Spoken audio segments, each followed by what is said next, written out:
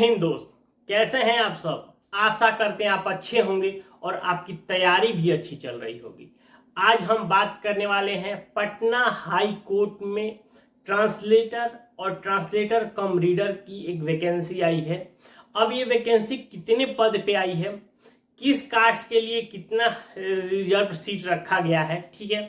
उसके बाद फॉर्म कब से भरे जाएंगे, क्या क्वालिफिकेशन चाहिए, सिलेक्शन करने के कैसे प्रोसेस है, पूरा डिटेल्स के साथ आज हम बताने वाले हैं, ठीक है।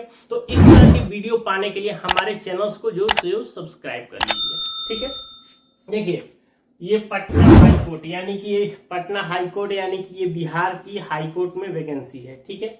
आपको बता दूं कि ये जो वैकेंसी है 2 पोस्टों के लिए निकली है। ट्रांसलेटर जिसमें आपका 60 पोस्ट है और ट्रांसलेटर कम रीडर इसके लिए 20 पोस्ट, यानी दोनों मिला के आपके 80 पोस्ट है, ठीक है।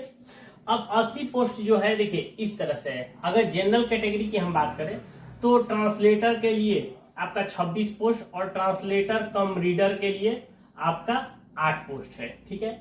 उसके बाद ईडब्ल्यूएस में आपके 6 पोस्ट है ट्रांसलेटर के और ट्रांसलेटर कम रीडर के लिए 2 पोस्ट है। ईबीसी में 11 पोस्ट है और रीडर के लिए 4 पोस्ट है। बीसी में आपके 7 पोस्ट है और रीडर में आपका 2 पोस्ट है। एससी में आपका 9 पोस्ट है ट्रांसलेटर का और 3 पोस्ट है रीडर का और एसटी में आपके 1-1 पोस्ट है दोनों के लिए, ठीक है। लेकिन इसके साथ बता दूं, ये जो वैकेंसी है इसके अलावा इस वैकेंसी में फीमेल भी इंक्लूडेड है, यानी कि ऐसा नहीं है कि ये जो वैकेंसी है ये केवल मेल कैंडिडेट के लिए है, ये वैकेंसी आपके फीमेल के लिए भी है, ठीक है। आपका जो फीमेल का जो है सीट इसी में इंक्लूड किया गया, जैसे 26 में ही आपके फीमेल का भी सीट इंक्लूडेड है, ठीक है। तो ये क्लियर हुआ। अब हम बात करते हैं इसका ऑनलाइन का। देखिए, इसका ऑनलाइन आपका शुरू हो चुका है 31 मई से लेके और इसका लास्ट डेट है 30 जून 2024 तक, ठीक है।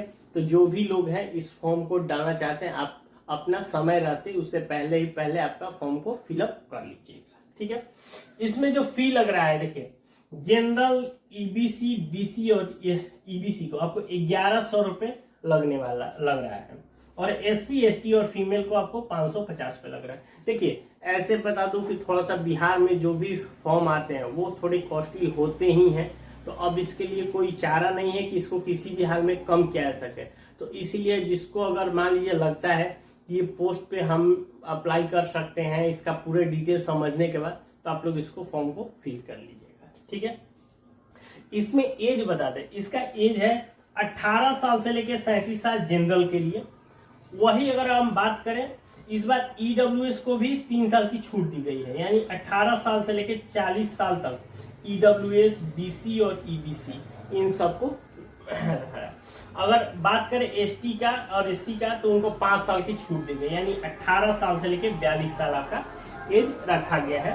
तो एज, क्योंकि बिहार में ऐसे एज से कोई दिक्कत नहीं होती, क्योंकि इनका एज बहुत ही अच्छा खासा दिया रहता है, तो एज में बहुत ही कम लोगों को दिक्कत होती है, ठीक। अब हम मेन चीज आते हैं कि इनका क्वालिफिकेशन है। आपका पहले तो ग्रेजुएशन होना चाहिए, ठीक है, लेकिन उसके साथ साथ आपका उसमें इंग्लिश होना चाहिए। अब देखिए थोड़ा सा इसमें समझिए इसका मतलब क्या हुआ। ऐसे अगर यदि मान लीजिए कोई ग्रेजुएशन कर रहा है, ठीक है, बीए किया हो, बीकॉम किया हो, बीएससी किया हो, लेकिन उसमें एक सब्जेक्ट आपका इंग्लिश होना चाहिए। जैसे ऐसा नहीं कि आपने जैसे फिजिक्स, केमिस्ट्री और मैथ ले लिया, हिंदी ले लिया, आपने इंग्लिश नहीं लिया, तो वो नहीं होगा। इस कैडेट में है तो आप एलिजिबल नहीं है। आप ये हो सकता है कि आपने फिजिक्स, केमिस्ट्री, मैथ और इंग्लिश लिया है। कॉमर्स में अगर उसी तरह से बात करें तो आपने अकाउंटेंट, बैंकिंग जो भी लिया है, लेकिन उसके साथ साथ आपका एक सब्जेक्ट आपका इंग्लिश होना चाहिए। ये इनका मेन रूप से है। तो इनका स्टार मार्क में यही है कि आपका इंग्लिश आपका सब्जेक्ट होना ही चाहिए, ठीक है। अगर आपका इंग्लिश नहीं है तो आप इसके लिए एलिजिबल नहीं है। तो आप अपना पहले देख लीजिएगा कि आपने क्या ग्रेजुएशन में इंग्लिश लिया था या नहीं लिया था। अगर लिया है तो समझ लीजिए कि आप पहले एलिजिबल है, ठीक है। दूसरा चीज, नॉलेज ऑफ हिंदी। देखिए, अब ये कह सकते हैं कि अगर यदि हम इंग्लिश है लेकिन नॉलेज ऑफ हिंदी यानी कि आपकी हिंदी की जानकारी होनी चाहिए, तो अगर मुझे नहीं लगता कि ऐसा कोई होगा जिसको हिंदी की जानकारी नहीं होगी, तो ये तो आपको ठीक है। उसके बाद आपका तीसरा चीज है कि कंप्यूटर डिप्लोमा इन 6 मंथ, यानी 6 महीने का आपको कंप्यूटर सर्टिफिकेट होना चाहिए। जैसे एडीसीए, डीसीए, जिसको जो भी हो, इस तरह के जो कोर्सेज होते हैं आपके एटलीस्ट कम से कम 6 महीने का आपका ऐसा कोई आपके पास सर्टिफिकेट होना चाहिए। अगर 1 साल का है तो और अच्छा है। ठीक है, चलिए अब बात करते हैं इनका सिलेक्शन करने का प्रोसेस। देखिए इनका सिलेक्शन 3 प्रोसेस में है। पहला आपका रिटेन होगा, दूसरा टाइपिंग होगा और तीसरा इंटरव्यू होगा। देखिए इन्होंने क्या किया कि रिटेन का आपका 40% वेटेज दिया जाएगा, टाइपिंग का आपका 40% वेटेज रहेगा और इंटरव्यू का आपका 30% वेटेज रहेगा, यानी तीनों मिला के आपका ये आपका 20% वेटेज रहेगा।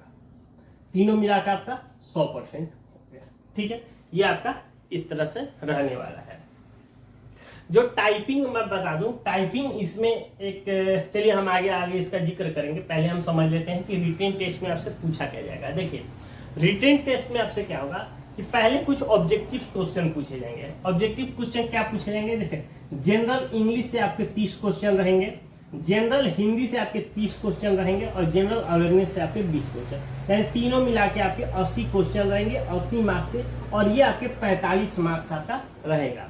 ये इसका जो पासिंग मार्क्स है ये आपका 32 पासिंग मार्क्स है। लेकिन आप ध्यान रखिएगा कि ऐसा नहीं समझिए कि आपको केवल यहाँ 32 ही लाना है। आप जितना ज्यादा से ज्यादा लाएंगे उतना ही आपके लिए बेहतर होगा, क्योंकि देखिए सीट लिमिटेड होता है, बच्चे बहुत ज्यादा होते हैं। मान लीजिए आप 80 बच्चे का सीट है और वहां पे 120 बच्चे ने 32 ला दिया, तो वो क्या करेंगे? तो इसीलिए क्या होता है कि वो मेरिट पे आप ज्यादा से ज्यादा नंबर लाने का कोशिश करिएगा। ठीक है, जब आप ये एग्जाम देंगे तो उसके बीच में आपको 15 मिनट के गैप दिया जाएगा। 15 मिनट क्या होगा कि इस पेपर को वो लोग कलेक्ट करेंगे और उसके साथ साथ आपको दूसरा पेपर देंगे। वो दूसरा पेपर क्या देंगे? उसमें आपका ट्रांसलेशन करना होगा। ट्रांसलेशन कैसे होगा?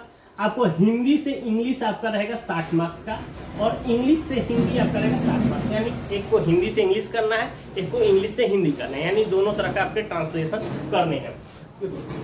और ये आपका रहेगा 120 मार्क्स का। आपके इसके लिए 2 घंटे समय दिए जाएंगे, यानी अगर हम कुल मिला के बात करें 80 नंबर के आपके ऑब्जेक्टिव रहेंगे और 120 मार्क्स के आपके ट्रांसलेशन रहेंगे। दोनों मिला के आपके 200 मार्क्स के ये आपके टोटल रिटेन टेस्ट होंगे। ठीक है, ये 200 मार्क्स आपके 40% के वेटेज में आपके रहेंगे। अब बात करते हैं टाइपिंग की। देखिए टाइपिंग आपका रहेगा 30 मार्क्स का, आपके आधे घंटे आपके समय दिए जाएंगे। देखिए टाइपिंग में मेन इन्होंने पूछा क्या है, उन्होंने बोला है कि आपको 20 वर्ड पर मिनट होना चाहिए, किसमें? हिंदी में। ये इनका टाइपिंग का रिक्वायर्ड है। ठीक है, तो मुझे लगता है कि हिंदी के ये जो टाइपिंग है ये बहुत ज़्यादा टफ है। अगर आप अच्छे से, अगर आप सिंपली प्रैक्टिस भी कर जाएंगे तो ये स्पीड अचीव करना कोई ज़्यादा बड़ी बात नहीं है। लेकिन इसके लिए पहले आप रिटेन देंगे, रिटेन के बाद ये टाइपिंग का है, तो टाइपिंग आप बाद में भी कुछ दिन, 10 दिन, 15 दिन भी, 1 महीने आप प्रैक्टिस जैसे ही करेंगे तो आपको ये अचीव हो जाएगा। इस टाइपिंग का भी वेटेज आपका रहेगा 40%। ठीक है, अब उसके बाद आती है तीसरा इंटरव्यू के लिए। इंटरव्यू आपका 25 मार्क्स का होगा, आपके आधे घंटे आपके समय रहेंगे। ठीक है, और इसका वेटेज आपका 20% रहेगा, यानी इस तरह से रहेगा कि आपका पहले रिटेन 40% वेटेज हो गया, टाइपिंग आपका 40% वेटेज हो गया और इंटरव्यू आपका 30% वेटेज हो गया। ठीक है, तो इस तरह से ये आपके सिलेक्शन के करने का प्रोसेस रहेगा। ठीक है, तो बता दूं कि ये अच्छी जॉब है। ठीक है, तो जो भी लोग भरना चाहते हैं इसको समय रहते आप उसको फॉर्म को अप्लाई कर दीजिए। अगर वीडियो अच्छा लगे तो एक लाइक करिए और चैनल को सब्सक्राइब करिए। तब तक के लिए